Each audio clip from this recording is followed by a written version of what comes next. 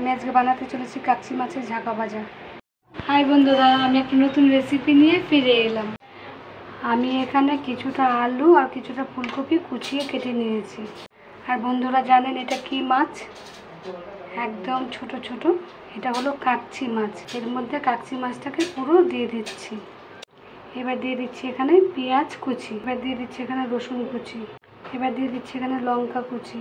আমি এখানে দিয়ে দিচ্ছি কিছুটা হলুদ, কিছুটা কাশ্মীরি লঙ্কার গুঁড়ো, পরিমাণ মতো নুন, কাঁচা তেল, সর্ষের তেল। এবার আমি একে ভালো করে মাখিয়ে নেব। আমি কড়াতে দিয়ে দিচ্ছি সর্ষের তেল, একটা লঙ্কা আমি যে মাখিয়ে রেখেছি দিয়ে দিচ্ছি। সব মাছগুলো আমি এইভাবে দিয়ে দিচ্ছি। এরকম করে কাচ্চি মাছের ঝাঁকা ভাজা একবার যদি খায় মুখে লেগেই থাকবে। দেখুন বন্ধুরা কি সুন্দর ভাজা হয়ে গেছে, একটা মাছও ভাঙেনি। আমি এখানে নামানোর আগে একটু ধনেপাতা ছড়িয়ে দিচ্ছি আর দিয়ে দিচ্ছি অল্প করে একটু ভাজা মশলা। আমি এবার নেড়ে চেড়ে নামিয়ে দেবো। এখন নামিয়ে দিচ্ছি।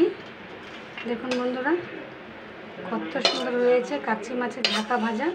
আমার কাচ্চি মাছের ঝাঁকা ভাজা হয়ে গেছে। আপনাদের যদি ভালো লাগে অবশ্যই লাইক, কমেন্ট, সাবস্ক্রাইব করতে ভুলবেন না।